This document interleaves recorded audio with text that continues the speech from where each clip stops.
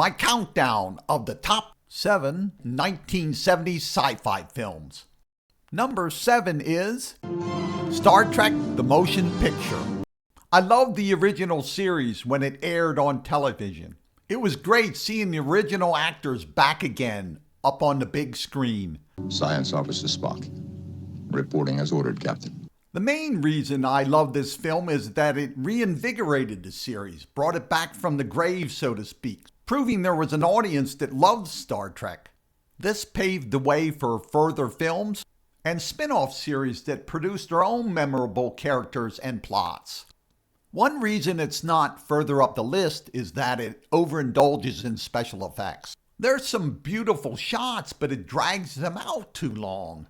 For example, a segment that's over 5 minutes is a shuttle flying to the Enterprise alternating between Captain Kirk's face and what he's looking at. The original series was beloved not for the special effects, but for the characters, world building, and plots. The film's plot also fell down for me in that it essentially copies an episode of the original TV series. A space probe merges with an alien entity and becomes dangerous.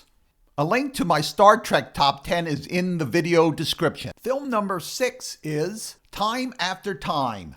In contrast to the previous film, this film is not heavy into special effects. Instead, it has a clever and interesting premise. It's not really adapted from, but more inspired by, the H.G. Wells story, The Time Machine. In this film, H.G. Wells not only writes the book, but he actually invents a time machine.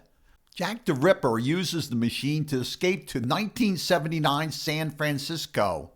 Wells has a key safety device on the machines and so is able to retrieve it and travels to the future to try to catch the Ripper.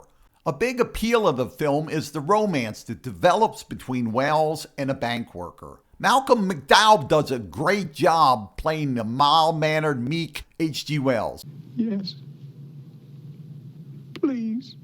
It's hard to believe this is the same actor that played a sadistic, sociopathic guy in A Clockwork Orange. Mary Steenburgen really sells the role of the bank teller. There seems to be a real chemistry. There's a small amount of fish-out-of-water humor. Far superior to that Scottish place where I breakfasted. Scottish. MacDougall's. Film number 5 is Soylent Green, a tale of a dystopian future where there's overpopulation and undersupply. Most people live in absolute poverty, lucky to get enough water to drink, let alone food. Anyone that complains about it is hauled off by the authorities and treated like garbage.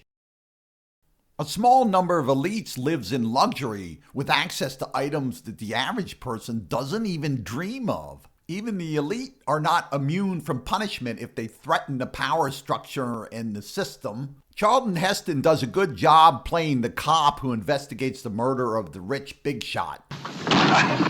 Why did you set up Simonson? Likewise, Edward G. Robinson also does a good job as a researcher that helps the policeman, but also lives with him and is his friend. Of course, in the future, there are no corrupt cops. He's just collected some evidence that has to be carefully analyzed. Is Soylent Green an answer to the food crisis? Hey, stay out of the conveyor belt. You might affect how the food tastes. Well, maybe not. I don't know. Just remember this. Soylent Green is delicious! Film number 4 is Westworld. Vacationers can live out their fantasies in one of 3 worlds: Roman world, medieval world, and of course Westworld. Robots are scattered amongst the vacationers, playing various roles. Special effects are dated compared to stuff nowadays, but there were some interesting shots. Part of the allure of the park was visitors did not know who was a robot and who was a human. I'm trying to help you.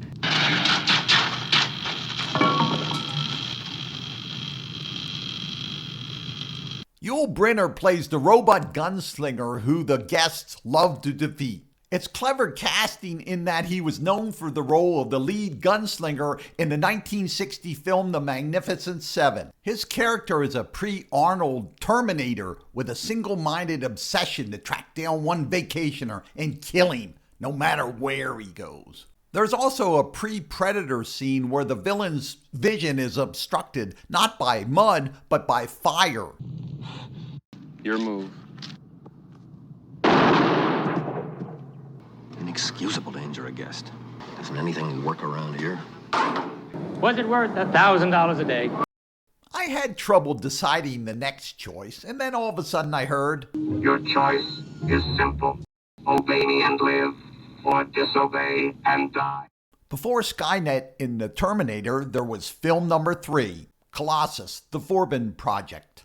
Colossus is a super intelligent AI computer system, given control of all the nuclear defense capabilities of the US. A self-contained system, it's designed to be impervious to attack, and once sealed, inaccessible to humans. Once online, Colossus discovers that the Russians have a similar AI, so it requests a communication link be set up. Once hooked up, the two computers start communicating with a secret language that they develop on the fly.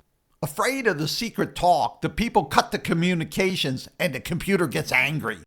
This is the President of the United States of America. You will obey your superiors. Transmitting facilities will not be reinstated.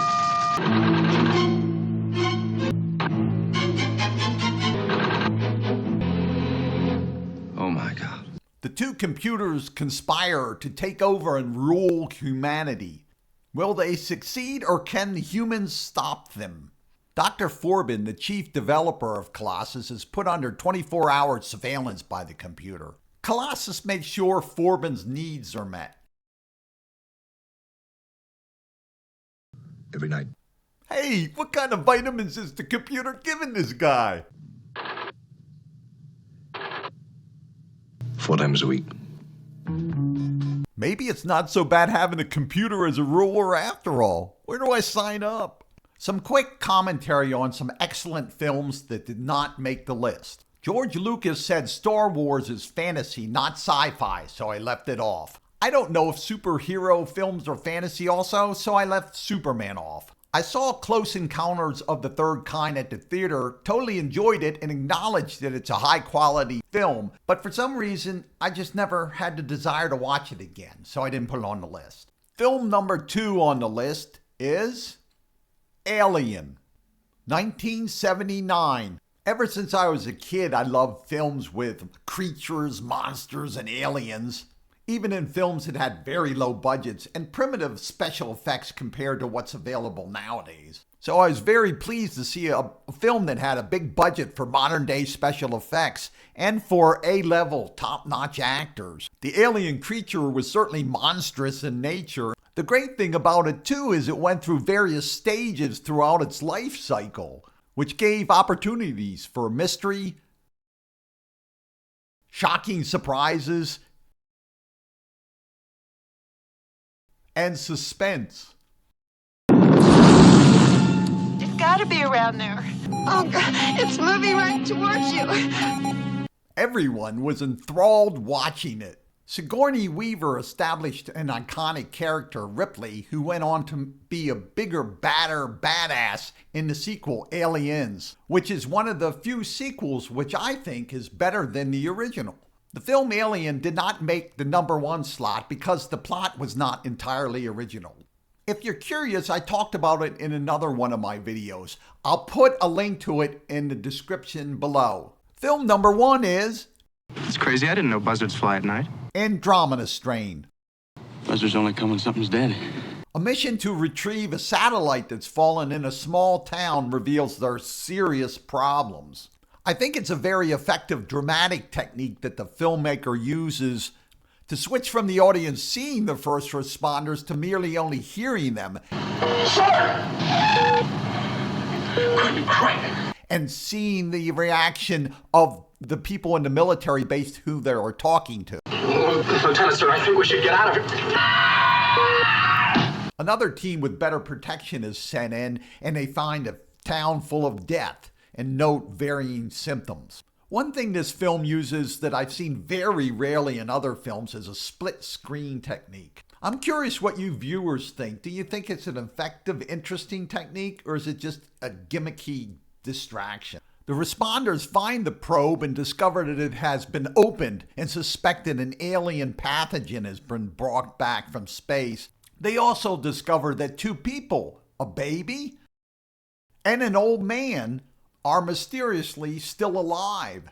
Provisions were already in place in case such an event happened, including trained personnel and a super sophisticated secret laboratory deep under the ground. The film was a fascinating procedural, from collecting and then isolating and identifying the pathogen, to once isolating it, identifying its characteristics and finding ways to stop it from causing destruction.